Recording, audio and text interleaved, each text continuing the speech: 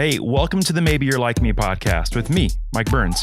Listen, I know we're all more alike than we care to think. We've all got dreams, we've all got hopes, but sometimes we can feel a little alone trying to navigate in this crazy world we live in. So, this podcast is all about you, and it's all about me and how maybe we're a little more alike than we care to think. Welcome to Maybe You're Like Me. Happy New Year's, friends, and welcome to Maybe You're Like Me. Listen, on today's episode, we've got Nick Gray. And listen, if you've got a New Year's resolution of making new friends or meeting new people, this guy literally wrote the book on a way for you to make some new friends. So I hope you enjoy this episode with Nick Gray. Nick, thank you so much for being here. Welcome to Maybe You're Like Me. How are you doing today, man? I'm excited to talk about parties and self-improvement on the new year in New Year's resolution mindset. I'm hyped. Yeah, let's play. So welcome. We're so happy you're here. Now, I actually stumbled across you on a podcast and I heard what you were talking about. And I was like, this guy is awesome. And I've got a bunch of friends that need to bump into this guy too. But for people that don't know you, who is Nick Gray and what do they need to know about you? So my name is Nick Gray. I live in Austin, Texas. I was in New York for 13 years, but I think I was most famous on the internet. I started a company called Museum Hack that many years ago was a big deal in the museum world. I don't like museums. I think they're very boring.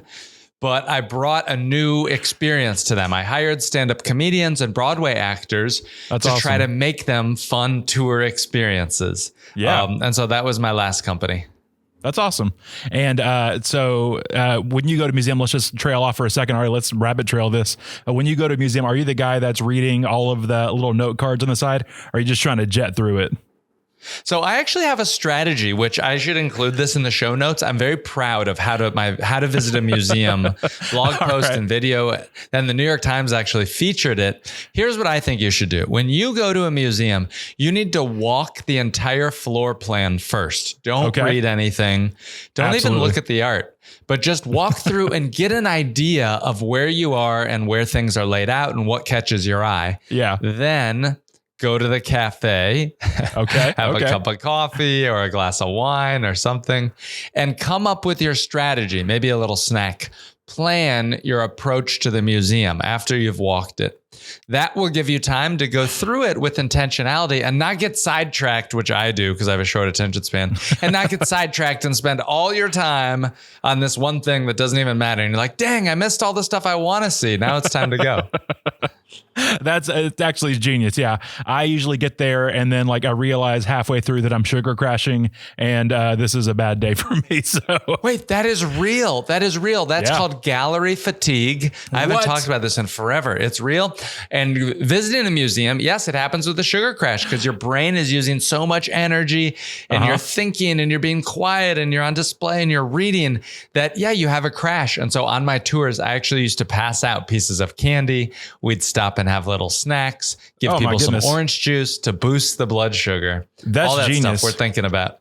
Yeah, my wife and I just visited New York a few weeks back and we went to MoMA and it was a mixture of sugar crash. And then I was like, I'm old and I've been walking too much. And so I just had to if there was a bench, I would sit down for a second and stretch it out and then just keep it going. So dude, what else did you guys do in New York? I love hearing stories of what people do in New York City. Honestly, we ate too much. That was the best part of any trip to New York. So a bunch of bagels, all that good breakfast and dinner food.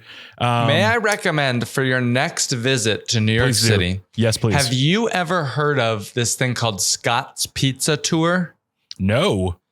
Highly recommended. He is to pizza tours what I was to museums. They hire the most engaging tour guides. They approach the pizza research with a sense of scientific rigor. They have lasers to get the oven temperature. It's just really fun, well-run tour that if you like food tours, if you like pizza, it's highly recommended.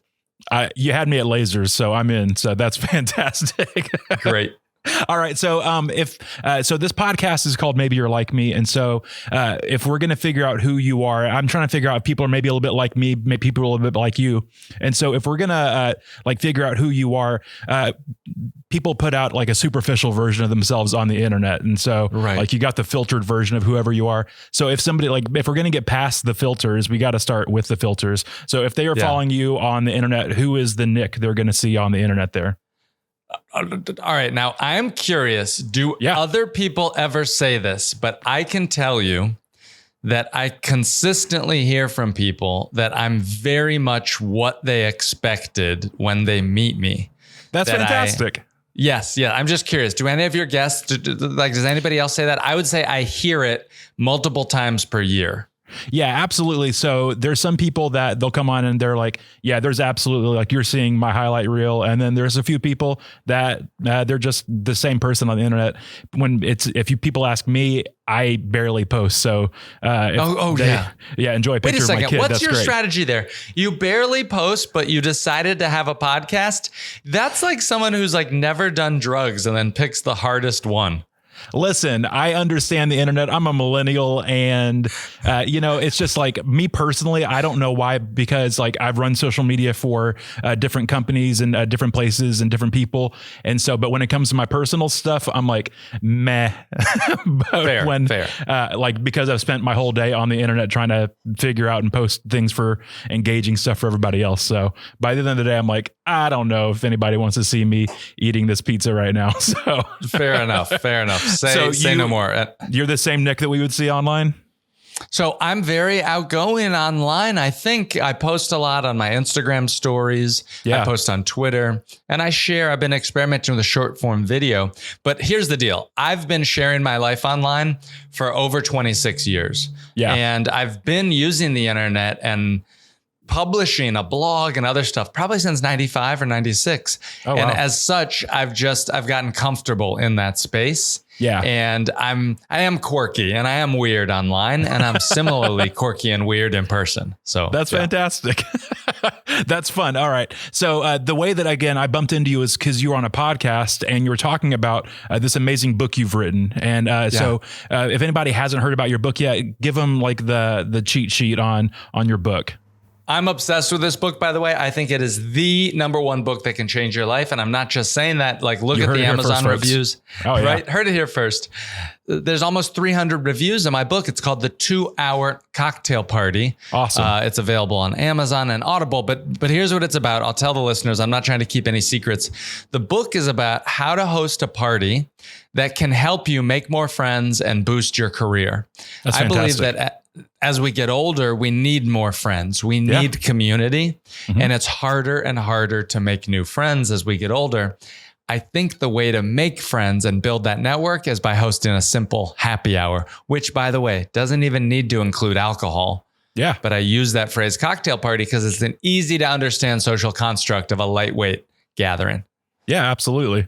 That's fun. And so you've even from like the other podcasts, I've heard you give tips and tricks on like how to make people feel comfortable really quickly. And that way you can make and meet new relationships. And it's fantastic.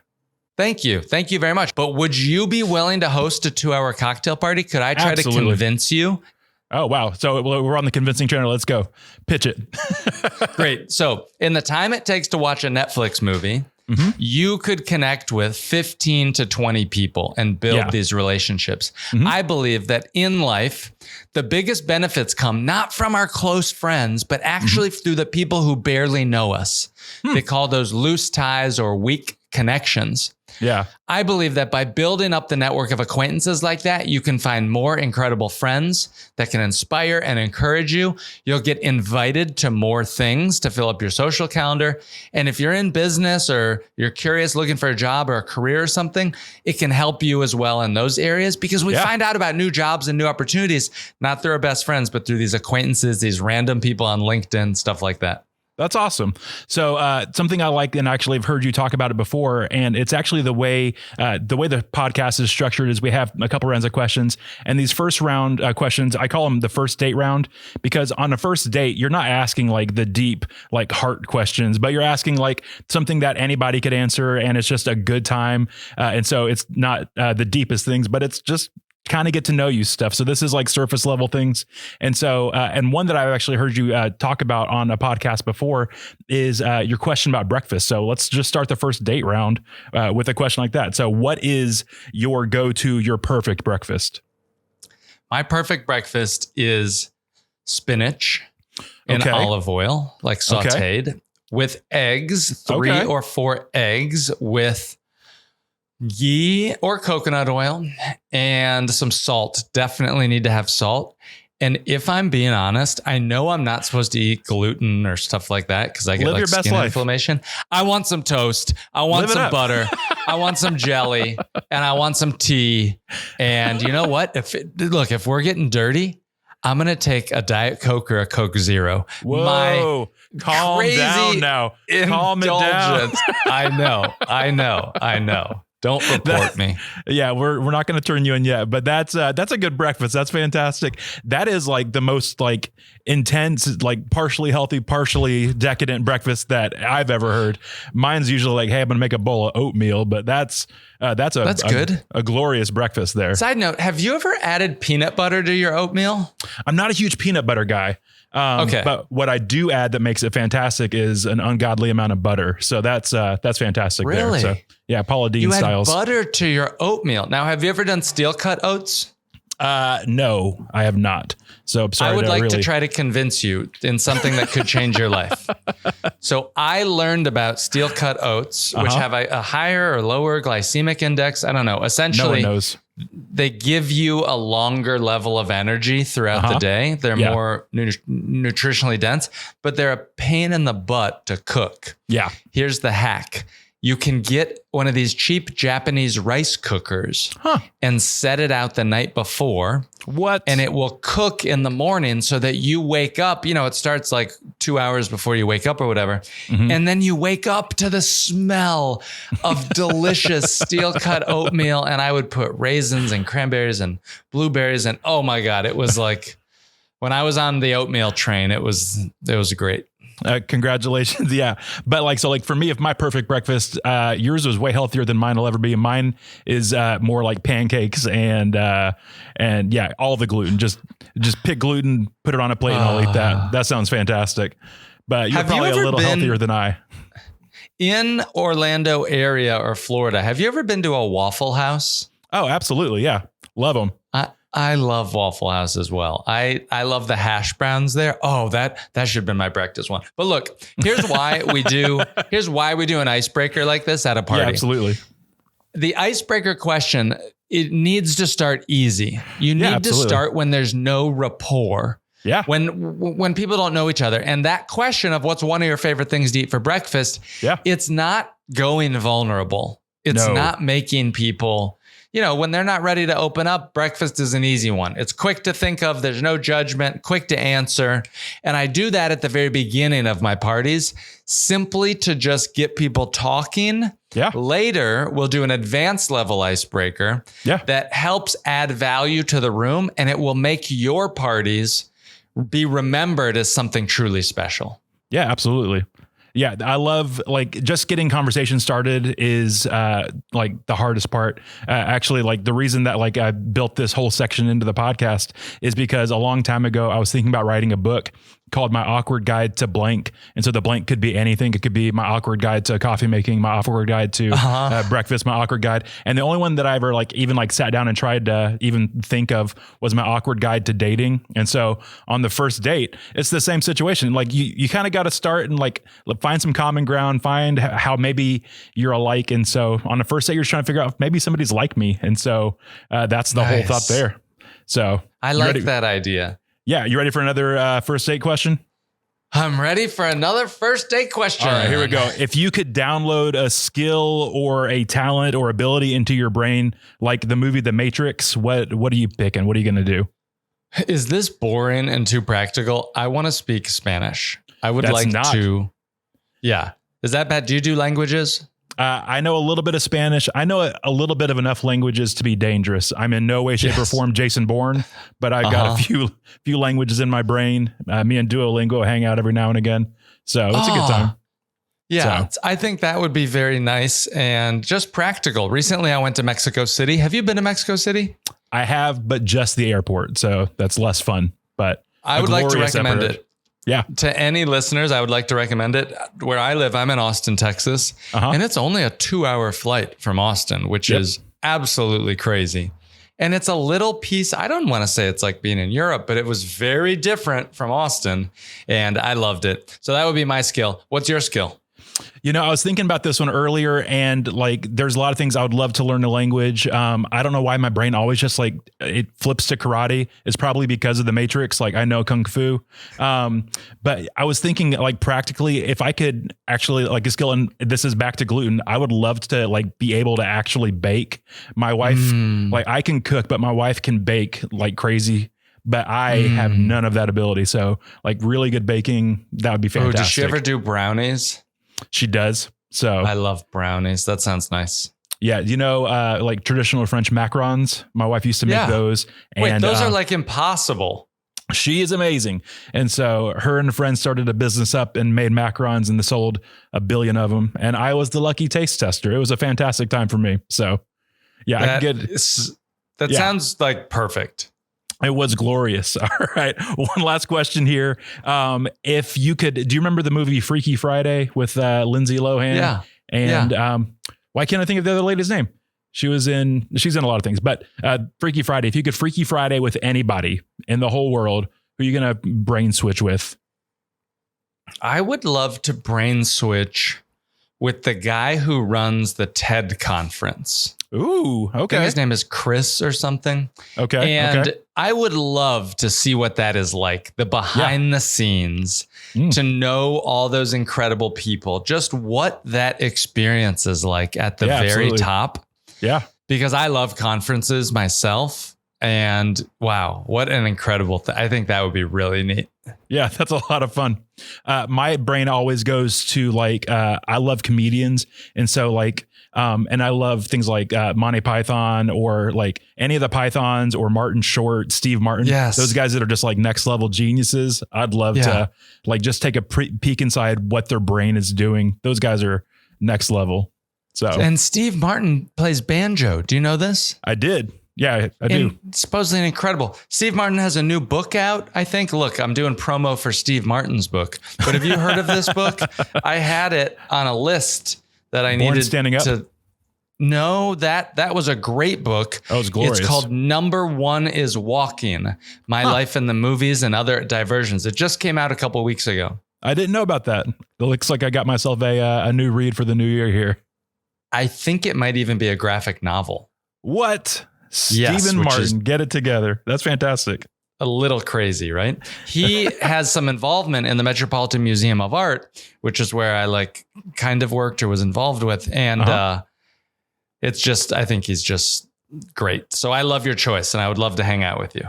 Yeah, let's do that. All right. So that was the first date round. Those are your icebreaker questions, your get to know you questions. Then we'd like to move on to, I call it the slow round. This is a little bit, it's a layer or two deeper. And so we're in New Year's. It's New Year's resolution times. Are you a subscriber to New Year's resolutions? I like New Year's resolutions. I'm down to pick one. Yeah. So if there's something that like you're working towards for you internally, or a goal you're working towards, what are those looking like for you this year? Okay. I'm embarrassed to tell you this story. On my book launch, I wanted to do something non-traditional. Okay. I didn't want to have a boring book party at a library or something. In hindsight, I should have. But what I did was I took everybody paddle boarding out on Barton Creek here in Austin. And I had the first ever, to my knowledge, book launch on Lake Austin. I don't think anyone has ever done that. Now, over the creek, there's a bridge that a lot of kids jump off of, and I'd never jumped off that bridge. Oh, crazy. I jumped off the bridge for my book launch. That's the good news. The good news is the party was great. The bad news is my landing was not well executed. How high up is this bridge we're talking about here? I would estimate the bridge is 25 feet, but maybe it's only 15 feet. I don't know. Listen, I think it's probably 25 feet. 15 to 25 feet more than I've ever jumped off of. So congratulations.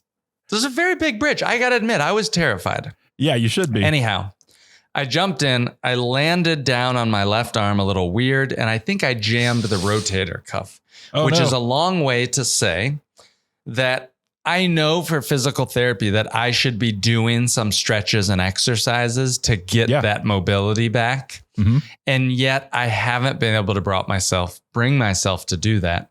Yeah. My wish for my New Year's resolution is that something I can really say, hey, I'm getting older. I need to do these exercises. I want to be able to do pull-ups or hang from the bar, or just simply lift my arms above my head more. And that, once again, I hope it's not too practical, but that's what I'm shooting for. No, that's fantastic. Even so, like I just said, we were in New York, just thinking about how much I really should be stretching, and I'm really not. So like getting that mobility back, getting that stretching back, that'd probably help you a ton. It'd probably help me a ton. Everybody out there. Takeaway, please stretch. That's a takeaway from today. Seriously, more stretching. Can we please do a podcast search for millennials and stretching? My guess is that it is a trending topic. I need it as well.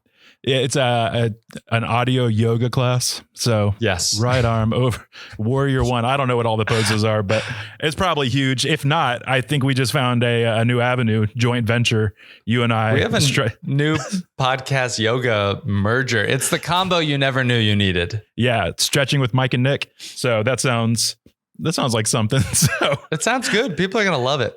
All right. So you are in the relationship making business, it seems like, even with your museum thing, helping people navigate not only physical spaces, but a thing that can be kind of awkward, like walking through a museum and not knowing what you're doing, feeling out of place. You're helping people now navigate relationships. And so starting new ones and all that. Now, starting relationships is great, but also like there's like that deeper level. Like, what are you doing on that next step to like once you've started these relationships to build and deepen those relationships and to create community that is lasting for yourself as well? Here's how I think about it. I think about these parties as a phase one towards making new friends and building friendships. Yeah. They give me an idea of who I'd like to follow up with to build a relationship. That's fantastic. After a party, I am known to make lists of my favorite attendees. That's fun. And think about who I want to connect with. Yeah. Here's the pro tip. The pro tip is schedule it the next day. Follow up immediately. Yeah. What happens is that the half-life of a party or remembering an event, life goes on. People get busy. Yeah. And if I host a party and I meet some incredible people and I want to hang with them and I schedule it the next day, I have a lot of success with that. If I wait a week or 2 weeks, 3 weeks, even a month, it's that reciprocity principle that I just think there's a little bit of a half-life. So I want to mention something about that. And that's that when you host a party, please know that everyone wants to be invited to a party. Yeah, absolutely. It's a little gift that you get to give people to help build the community. And these days, there's very few opportunities for that. Yeah, it's actually something I've thought about recently at the church I work at here. We have college kids that are coming through and they're in town for a little bit and then they're gone. And so I was talking to a college student and they were saying that they were graduating soon and they were so excited about it. I'm like, that's fantastic. And so the thing that I told them though, is like, right now, all of your friends are built into life. Like you could probably throw a rock at any point and hit somebody, you know, and that you could hang out with, but coming soon, there's gonna be a time where like that's not built into your everyday life. Like you're not gonna be around them all the time. And so having the intention to not just like sit back, but invite people into something. People are looking for spaces to connect. And so whether that's bumping into somebody at the grocery store or even better, being invited to something brand new, like a party, people are looking for that connection, that community. And so it's great that you've kind of taken some of the guesswork, some of the assumptions out of that process to help people connect. That's fantastic. And you're exactly right. Most people peak in their new friendships in college. Yeah. College is a time for many of us where we're meeting the most amount of people. We're in the physical proximity. We're seeing people day in, day out. And then after college, the reality is for many people, their friendships just decline. It becomes a game of attrition. And it's very, very hard to meet new people. So Anyhow, I don't want to hype my book too much, but I genuinely believe I'm on a mission to get 500 people to read my book and host a party for their friends and neighbors. I try to talk to every single person who emails me from the book. I'm just so passionate about it. It's so cool. Yeah. Like people making connections, that's where like magic happens, when you can meet some people and build relationships. That's fantastic. So I like it. All right. There's one last question that we ask everybody on the podcast, and you're on the podcast. So I'm asking you, what's something you're learning right now? I am learning. Let me just think about a good way to answer that, because I want to give the most amount of value. I'll be honest with you. I published this book and it has been a journey in marketing and outreach in ways that I never anticipated. As an author, your book is like a little business. Yeah. And if you produce a book, know that it's up to you most of the time, even for big publisher deals. I've heard from friends, they say, my publisher did nothing. Mm-hmm. I had to do everything for it. And for me, I am learning a lot about that side of book marketing. The next phase that I want to get into is in PR, or making a pitch to local media or press. One of my goals, so let's say that you were to host a party using my book there in Florida. Mm-hmm. You have local news outlets. Local news outlets say that I came and I co-hosted a party. I'm working on this thing that's going to be Party Across America, where I'll meet up with podcast hosts and book readers, and I'll help them co-host a party for their friends and neighbors. That's fun. Imagine if I came and we did that, the local news or local radio or TV would be interested in that. Why? They're always looking for something new and interesting and fascinating. Yeah. I don't have the resources now to know how to reach out and to tell them and package a story. It's not just telling them what we're doing, but it's truly packaging the story to make it as easy as possible for them. So that is my next goal of something that I really want to learn and get to be good at.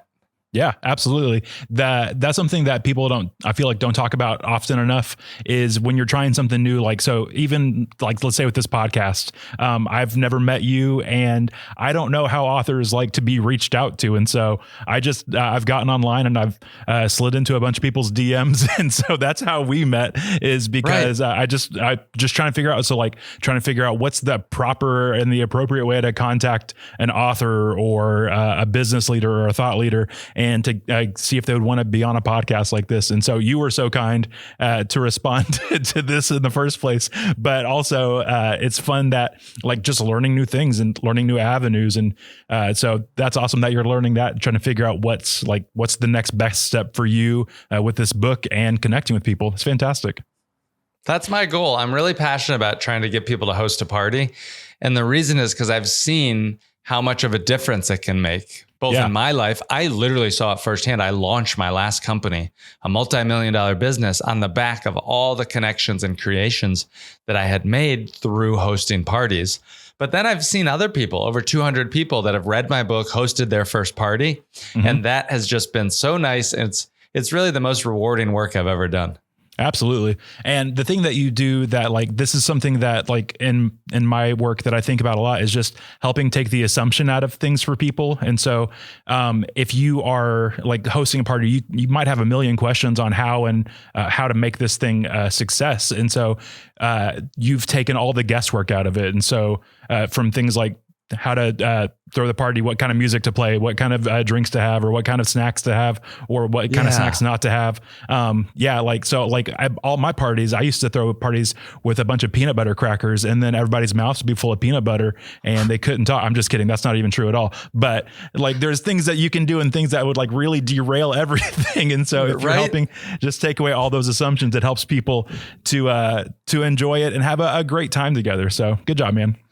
Wait, I like that idea for the peanut butter party. And it made me think of a party idea that I want to bounce off you. I've never done it, but I've been thinking about it. First question, though, for you is, do you drink coffee or tea? I'm a coffee guy of the two. So. Now, I do as well. I drink coffee and I drink it every morning, and I have a whole ritual. Do you do the same thing? Do you have it every single morning? I do. Yeah, I'm a coffee guy. Okay. So here is my party idea. It might be crazy. It's going to be a morning coffee hour party meetup or something. So imagine 8 to 10 or something. And I will ask everybody to skip their coffee the day before. Ooh, okay. That's brave of you. Go on. And at the party, we will all break our coffee fast together. Okay. To drink that first sip of the glorious beverage after, what will by that time have been, 36, 48 hours since our last cup. So I'm thinking everybody will be all happy and wired up a little bit. That's an idea. I'm still working on it. You're a brave man on the front side of that, though, because you got a bunch of grumpy people coming in on that party. So you better be playing some like Jackson 5 to get people to be less angry in that beginning moments there. I think you're right. And we'd have to do the coffee first thing at the beginning of the party. Absolutely first thing. All right. So this is the very last round of the podcast here. And this is what we call the common ground round. And so this is where maybe we can see if maybe you and I are alike. And so you've got your note cards there with you. Yep. Now, I actually grabbed some name tags, because another thing that you're pretty passionate about in your parties is name tags. Fill us in on name tags real quick. I'm so passionate about name tags. I will die on this hill. Even for a party of casual friends and neighbors, you need name tags. Absolutely. It helps the introverts feel more accepted. It helps those with social anxiety or awkwardness. Dale Carnegie said the sweetest sound to anyone's ears is the sound of their own name. And I'm bad with names too. Absolutely. But I like name tags because at a party of friends and neighbors, they help show that there's no cliques, that it's a safe space for meeting new people. Great name tag, Mike. All right. I'll get my note cards and pen. Yeah, absolutely. The thing that my problem is, I've known people for years and I know their name in some part of my brain, but in the moment I am absolutely horrible with their names. And I just feel like a jerk for that 30 seconds when I can't remember their name, or like making introductions. Like I'll introduce my wife to people and I'm like, hey guys, this is my wife, Katrina. Katrina, this is my friend. Oh my God. Yes. It's the worst. And so name tags are a game changer, a lifesaver. So good call on that again. And that's another assumption, an assumption that people would know somebody else's name. And so you're doing a good job. Right. All right. So if you were granted a wish of either A, having free travel, or B, free food for the rest of your life, which way are you going? Free travel, free food, write it on your card and we'll reveal it at the same time. Free freight. Travel or free food for the rest of your life? All right. You ready? Yep. Here we go. 1, 2, 3, reveal it. I put food. You put free travel. Free travel. Hey, good on you. Listen, travel is harder to come by for me right now in my stage of life, and I eat a lot. So free food sounds fantastic. You said you went to Mexico City recently. Where's your favorite place you've traveled? I would love to go back to Japan, and I'd also like to go back to Hawaii. Those are two spots that are hot for me. Okay. Fantastic. All right. Now, next question here. I don't know your family makeup. And so are you an only child? Are you I have a sister and I have two parents and I'm single. There you go. Fantastic. So this kind of works. So would you either rather A, be an only child, or B, the oldest of 12? Oh my God. Okay.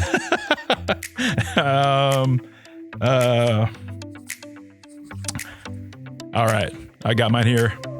Okay. Oh, shoot. Hold on a sec. Wait. He's changing his mind. He's writing diligently. Okay, I'm ready.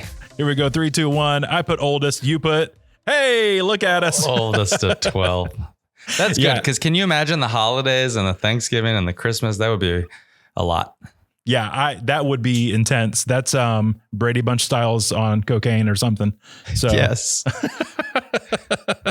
I've got 2 good brothers, and so why not add or 9 more? That's a lot. So that's cool.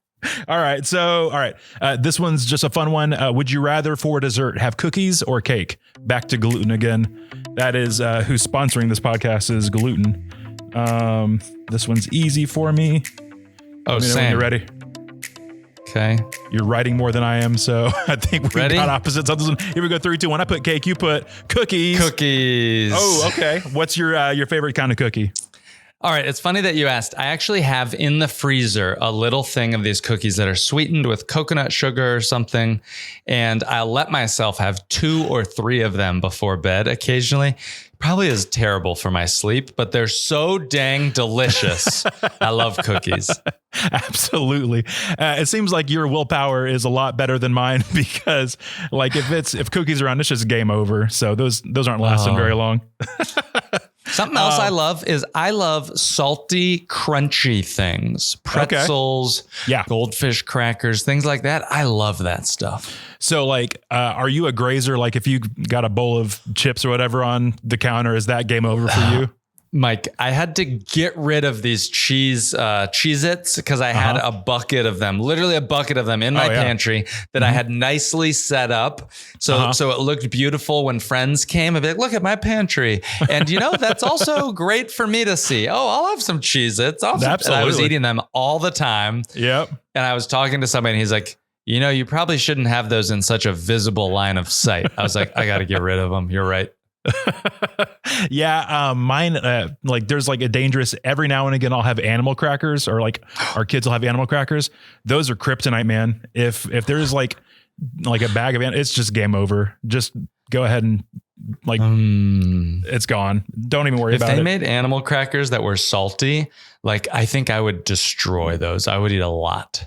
Salty animal crackers. All right, listen. Yes. So we've got our new podcast and we've got a new business venture, salty animal crackers. Dude, we're going to be dozenaires. People are going to pay us dozens of dollars for these new products. All right. All right. Sodas.